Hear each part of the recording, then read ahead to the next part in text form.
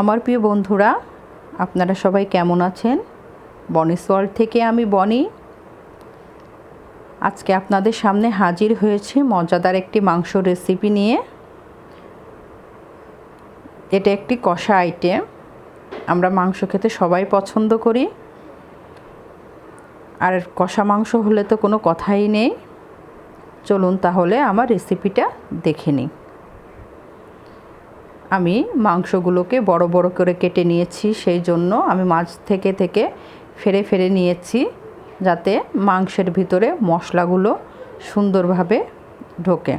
আমি যখন মাংস ম্যারিনেট করে রাখবো, সেই জন্য আমি মাংসগুলোকে দিচ্ছি পরিমাণ মতন লবণ,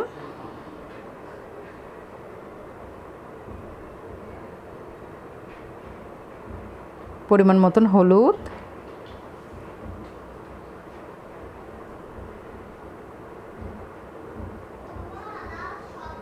এক চামচ আদা বাটা, 3 চামচ দিব পেঁয়াজ বাটা,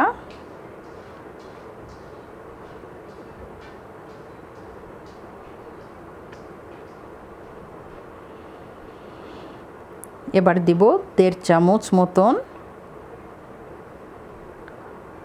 রসুন বাটা,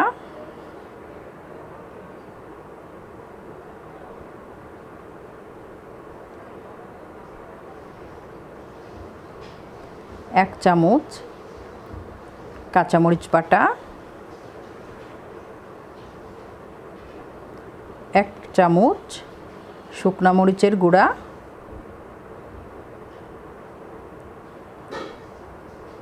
1.5 চামচ জিরার গুঁড়া,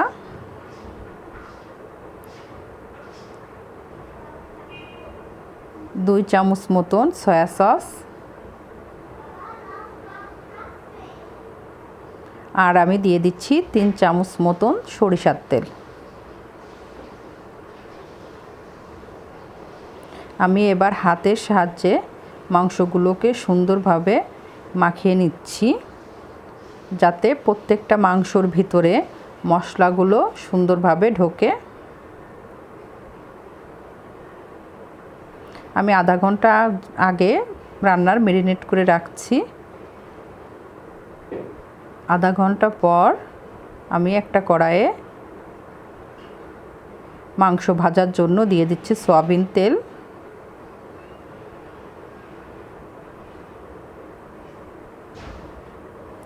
এবার দেব আমি তেলের ভিতরে গোটা গরম মশলা, 2টা তেজপাতা কুচি। আমি মশলাগুলোকে লাল করে ভেজে নিয়েছি। এবার আমি মাংসগুলোকে চেপে চেপে তেলের ভিতরে ভাজার জন্য দিয়ে দিচ্ছি।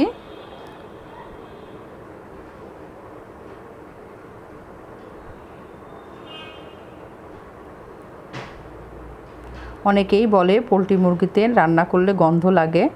আমার এইভাবে রান্না করে খেয়ে দেখবেন, আপনাদের একটু গন্ধ লাগবে না। আমি মাংসগুলোকে একদম লো আঁচে ভাজবো। এখানে আমি কোনো জলের ব্যবহার করব না, যেহেতু এটা একটা কষা আইটেম। আমি 5 মিনিটের জন্য ঢাকনি দিয়ে ঢেকে দিচ্ছি। একদম লো আঁচে আমি মাংসগুলোকে রান্না করব। এবার আমি উল্টিয়ে দিচ্ছি। দেখেন, আমার মাংসগুলো লাল লাল করে আমি ভেজে নিয়েছি। এক পিঠ হয়ে গেছে।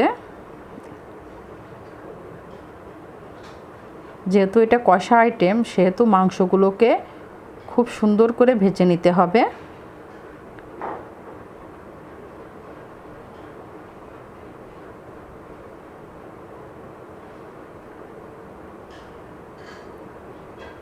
আমি আবার ঢাকনি দিয়ে ঢেকে দিব 5 মিনিটের জন্য।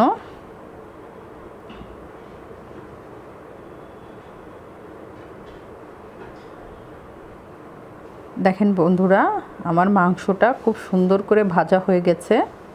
আপনারা অবশ্যই এরকম লাল লাল করে ভেজে নেবেন। এবার আমি একটি পাত্রে মাংসগুলোকে তুলে নিচ্ছি।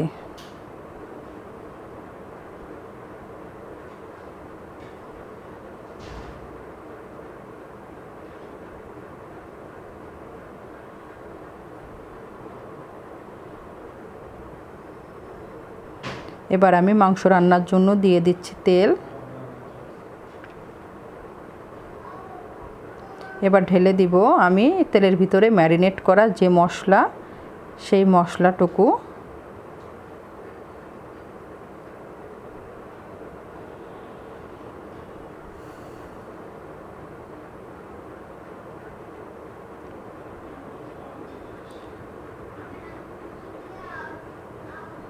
এবার আমি এর ভিতরে দিয়ে দিব 2 চামচ জলপাইয়ের আচার।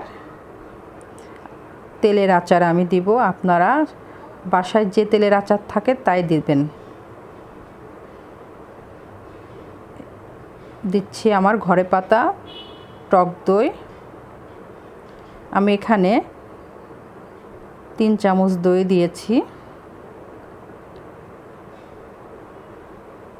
এবার আমি নাড়াচাড়া করে দিচ্ছি মশলাটাকে। দেখেন খুব সুন্দর একটা কালার এসেছে।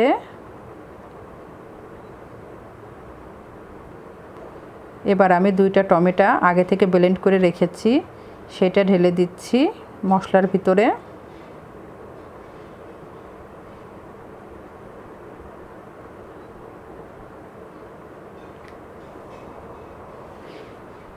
এবার আমি দিচ্ছি পরিমাণ মতন লবণ।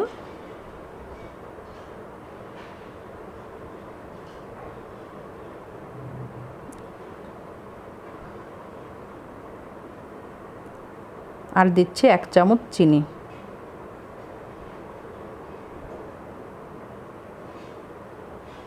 এবার আমি মশলাটাকে সুন্দরভাবে কষিয়ে নিব। যেহেতু এটা কষা আইটেম, তাই মশলাটাকে ভালোভাবে কষিয়ে নিতে হবে অনেকক্ষণ ধরে।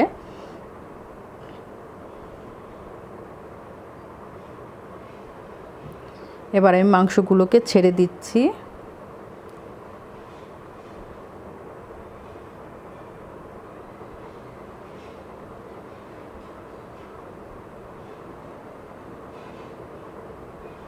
আমার মাংসগুলো দেয়া হয়ে গেছে। এবার আমি একটু উল্টে পাল্টে দিচ্ছি যাতে মশলাগুলো মাংসের ভিতরে সুন্দরভাবে ঢোকে। আমি এখানে জল ব্যবহার করব না, আগে থেকেই বলেছি আপনাদের। এবার আমি 5 থেকে 7 মিনিটের জন্য একদম লো আঁচে ঢেকে রেখেছি।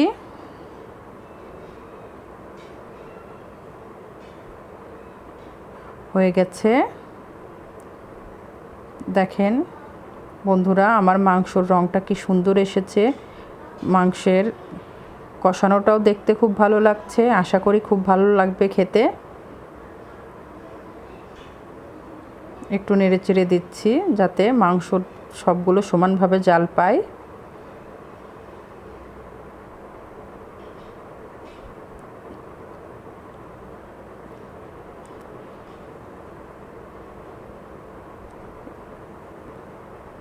এবার দিচ্ছি আমি 1 চামচ গরম মশলার গুঁড়া। এই কষা আইটেমটা আপনারা ভাত কিংবা রুটি, পোলাও, পরোটা, যে আইটেমই বলেন সব আইটেম দিয়ে খেতে পারবেন। খুবই মজাদার একটি কষানো মাংস। এটা আচারি চিকেন কষা হিসেবেও আপনারা ব্যবহার করতে পারেন। আমার মাংসের কষানোটা দেখেন অনেকটা কালাভুনা কোয়ালিটির হয়ে গেছে আমার মাংস কষানো। আমার রান্না শেষ। বন্ধুরা, আমার এই রেসিপিটা যদি আপনাদের ভালো লেগে থাকে তাহলে অবশ্যই আপনারা সবার সঙ্গে শেয়ার করবেন। আমাকে কমেন্ট করে জানাবেন রান্নাটা কেমন হয়েছে। লাইক দিবেন আর অবশ্যই আমাকে সাবস্ক্রাইব করবেন।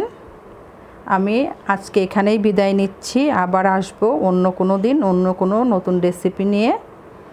সবাই ভালো থাকবেন, সুস্থ থাকবেন। ধন্যবাদ সবাইকে।